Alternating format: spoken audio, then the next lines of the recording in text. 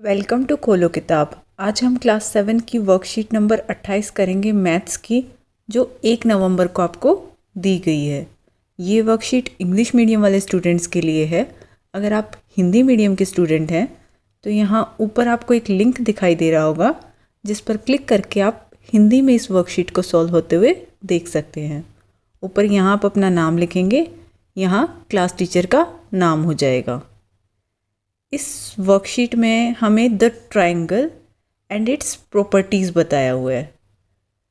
आपने पिछली worksheet number 27 में भी यही टॉपिक पढ़ा था, अब हम उसी को कंटिन्यू करेंगे। उसमें ट्रायंगल की क्या प्रॉपर्टीज़ बताई थी, क्या बताया था ट्रायंगल के बारे में कि ट्रायंगल में 3 साइड्स होती हैं, 3 एंगल्स होते हैं।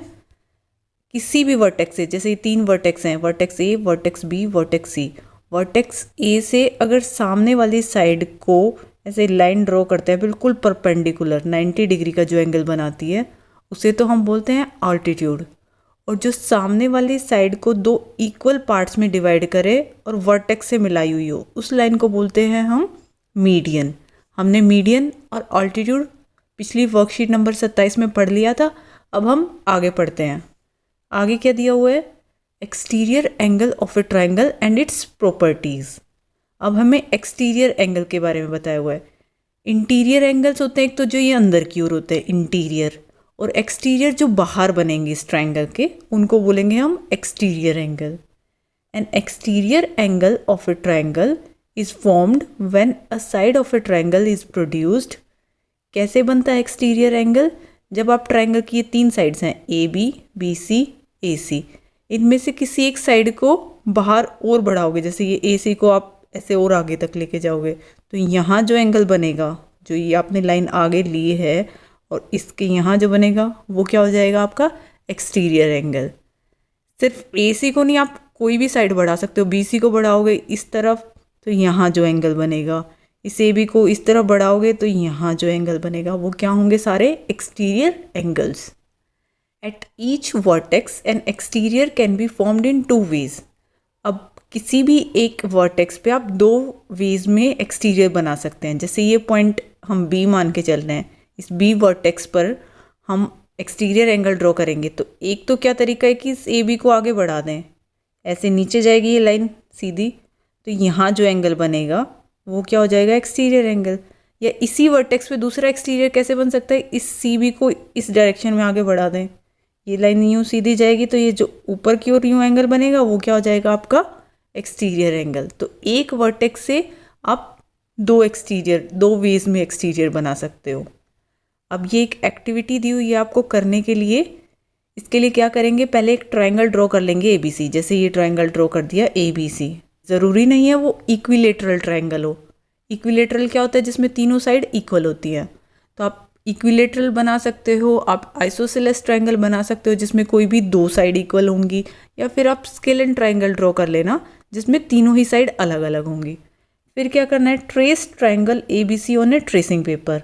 और फिर से एक ट्रेसिंग पेपर पे भी आपको A B C triangle same उतने ही साइज़ का, जैसा आपने फर्स्ट ड्रॉ किया है वैसा ही ड्रॉ करना है, बिल्कुल वैसा ट्रेस करना है। Colour angle A red, angle B blue, angle C green. और ये ऐसे कलर का रखा है ना, एंगल ए को रेड, बी को ब्लू और सी को ग्रीन कलर कर दिया।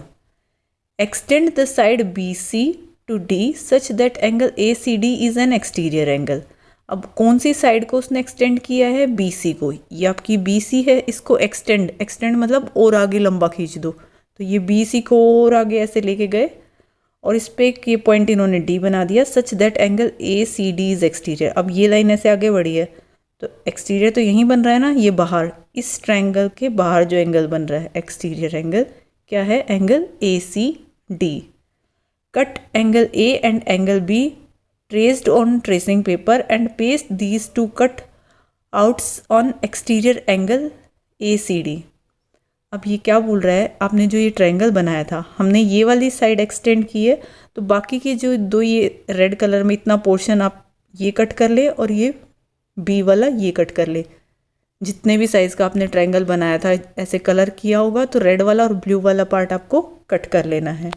और फिर उसको जब यहाँ ऐसे रखेंगे एक्सटीरियर एंगल पे बाहर की ओर, रेड वाले पार्ट को और ब्लू वाले पार्ट को, राइट योर ऑब्जर्वेशन, आपने क्या ऑब्जर्व किया वो लिखना है। नीचे दिखाया भी हुआ है, आप एंगल ए रेड पीस को और ब्लू पीस को यहाँ रखेंगे तो इससे आपको क्या ऑब्जर्वेशन क्या मिलेगी आपको कि जो ये एंगल ए सी डी है, ये ए सी डी है, ये किसके इक्वल है, किन दोनों के सम के इक्वल है, एंगल ए के और एंगल बी के। तो आप यहाँ लिख देंगे एंगल ए और एंगल बी, इन दोनों को मिलाओगे तो ये पूरा कंप्लीट हो जाएगा एंगल आपका ए सी डी। यहाँ ए वाला पीस रखा आपने और बी वाला रखा तो ये पूरा एंगल इतना ही बनेगा। आप किसी भी साइज़ का ट्रायंगल बनाएंगे वो हमेशा इन दोनों के सम के इक्वल ही आएगा। तो इससे हमें ये नई प्रॉपर्टी पता चलती है कि जब बाहर कोई एक्सटीरियर एंगल बनेगा तो वो किसके इक्वल होता है, अंदर वाले अपोजिट जो इंटीरियर एंगल होंगे उनके सम के इक्वल। कोई भी एक्सटीरियर एंगल किसके इक्वल होगा, अंदर वाले मतलब इंटीरियर अपोजिट एंगल्स के सम के इक्वल। नीचे वही बात लिखी हुई है, hence we can conclude that the measure of an exterior angle is equal to sum of its interior opposite angles. Think, are the exterior angles formed at each vertex of a triangle equal. सोच के आपको ये बताना है कि जो हर vertex पे, triangle के 3 वर्टेक्स होते हैं, उन पे जो एक्सटीरियर एंगल्स बनेंगे वो क्या सारे इक्वल होंगे। जैसे ये एक ट्रायंगल आपको दिया हुआ है, ये वाली लाइन एक्सटेंड करके इसने यहाँ एक्सटीरियर बनाया है, तो ये वाला एक्सटीरियर, और जब मैं इस लाइन को एक्सटेंड करूँगी वहाँ जो बनेगा वो एक्सटीरियर, या फिर मैं इस लाइन को इस तरफ एक्सटेंड करूँगी यहाँ जो एक्सटीरियर बनेगा वो, क्या हर साइड हर वर्टेक्स पे जो एंगल बनेंगे वो इक्वल होंगे। तो आप इसका आंसर क्या लिखेंगे, नो। क्यों आया नो, क्योंकि वो एक्सटीरियर किस पे डिपेंड करता है, अंदर इंटीरियर वाले 2 अपोजिट एंगल्स के सम पर। यहाँ एक्सटीरियर क्या हो जाएगा, इन दोनों एंगल्स का सम। यहाँ जो एक्सटीरियर बनेगा बाहर की ओर वो किसके इक्वल होगा, वो इस और इस एंगल के सम के इक्वल। और यहाँ जो एक्सटीरियर बनेगा वो किसके इक्वल होगा, अपोजिट, ये और ये, इन दोनों एंगल्स के सम के इक्वल। तो हर बार इक्वल तो नहीं आएगा, एक बार 50 + 70 होगा, एक बार 50 प्लस ये नीचे इधर जो एंगल बनेगा उसका सम होगा, एक बार इन दोनों एंगल्स का सम होगा। अगर तीनों ही एंगल 60 के होते तब तो हम कह सकते थे कि हाँ, चाहे इन दोनों को जोड़ लो, चाहे इन दोनों को जोड़ लो, चाहे इन दोनों को जोड़ लो, किसी साइड से भी जोड़ोगे 60 + 60 120 ही आएगा। बट वो तो इक्विलेटरल ट्रायंगल की बात हुई, हमें यहाँ ये तो नहीं लिखा हुआ कि इक्विलेटरल ट्रायंगल के अंदर, हमें एक नॉर्मल ट्रायंगल बोला हुआ है तो हम इसका आंसर नो लिखेंगे। नहीं, जो हर वर्टेक्स पे एक्सटीरियर एंगल्स बनेंगे वो इक्वल नहीं होंगे। इक्वल हो भी सकते हैं अगर इक्विलेटरल ट्रायंगल होगा तभी। नेक्स्ट है, think, can the exterior angle of a triangle B a straight line. क्या ऐसा हो सकता है जो एक्सटीरियर एंगल होगा वो एक स्ट्रेट लाइन हो, मतलब वो 180 डिग्री का हो। ये जैसे ये एंगल है एक्सटीरियर, या ये एक्सटीरियर है, या इसमें नीचे की ओर दिखाया हुआ है, तो क्या वो एक स्ट्रेट लाइन 180 डिग्री का हो सकता है? आपको सोच के बताना है। ये भी क्या हो जाएगा, नो। क्यों नो हुआ? स्ट्रेट लाइन अगर हो जाएगी तो वो ट्रायंगल ही कहाँ रहेगा। हम तो एक ट्रायंगल के किसी एक साइड को आगे एक्सटेंड करके ही तो एक्सटीरियर एंगल बना रहे हैं। अब वही 180 का हो गया तो ट्रायंगल की बची हुई साइड क्या बचेगी? ये कम से कम भी एक होगा तभी तो ट्रायंगल बनेगा आपका। 1 डिग्री का होगा तभी तो ये ट्रायंगल बनेगा। अगर ये 1 डिग्री यहाँ 0 डिग्री लेके चलोगे तो फिर तो वो ट्रायंगल ही नहीं बनेगा। ट्रायंगल में 3 एंगल्स होने ज़रूरी हैं और 3 में से तीनों की कुछ ना कुछ वैल्यू होगी, चाहे 1 डिग्री हो, 2 डिग्री हो, 3 डिग्री हो, कितना ही हो, और उसमें ये जोड़ते हैं तभी तो हमारा एक्सटीरियर बनता है। सो ये 180 डिग्री कभी नहीं हो सकता। No, the exterior angle of a triangle can't be a straight line.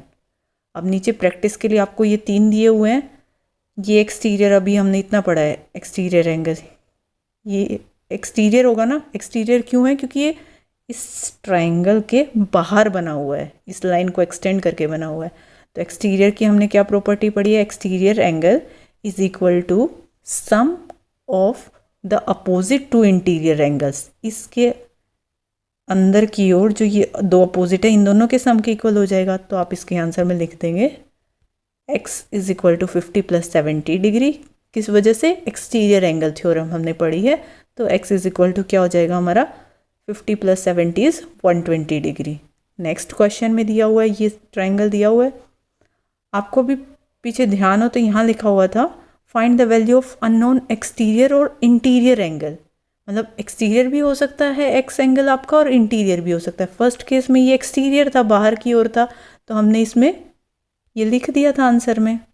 अब इस ट्रायंगल में ये अंदर की ओर है, ये हमारा इंटीरियर एंगल है ना। प्रॉपर्टी वही लगेगी कि exterior angle is equal to sum of opposite to interior angles. तो इस केस में क्या लिखेंगे आप आंसर कि इन दोनों इंटीरियर एंगल्स का सम किसके इक्वल है, 120 के। अब ये 60 उस तरफ जाएगा तो 120 माइनस 60 कितना हो जाएगा, 60 डिग्री। ये इंटीरियर एंगल हमने निकाल दिया, कितना आया ये 60 डिग्री। थ्योरम वही लगी है कि बाहर जो एंगल बन रहा है वो अपोजिट टू एंगल्स के सम के इक्वल है, इंटीरियर टू अपोजिट एंगल्स के। नेक्स्ट नीचे ये दिया हुआ है, इसमें पहले तो ये देखें ये इंटीरियर एंगल बन रहा है एक्स, या एक्सटीरियर एंगल है एक ट्रायंगल का। ऑब्वियसली ट्रायंगल के अंदर दिया हुआ है तो ये क्या है, इंटीरियर एंगल है। अब थ्योरम क्या पढ़ी है हमने, जो बाहर एक्सटीरियर बन रहा है वो इस एंगल 35 और इसके सम के इक्वल होगा। तो आप इसमें लिख देंगे x प्लस 35 डिग्री किसके इक्वल है, बाहर जो दिया हुआ है 75 डिग्री। इससे x की वैल्यू क्या आ जाएगी, ये 35 उस तरफ जाएगा, 75 माइनस 35 इज 40 डिग्री। तो ये आपका कितने का हो जाएगा, ये आपका हो जाएगा 40 डिग्री का। इसी के साथ ये वर्कशीट आपकी कंप्लीट हुई। मिलते हैं नेक्स्ट वीडियो में अगली वर्कशीट के साथ। Don't forget to like, comment, share and subscribe the channel. Thank you.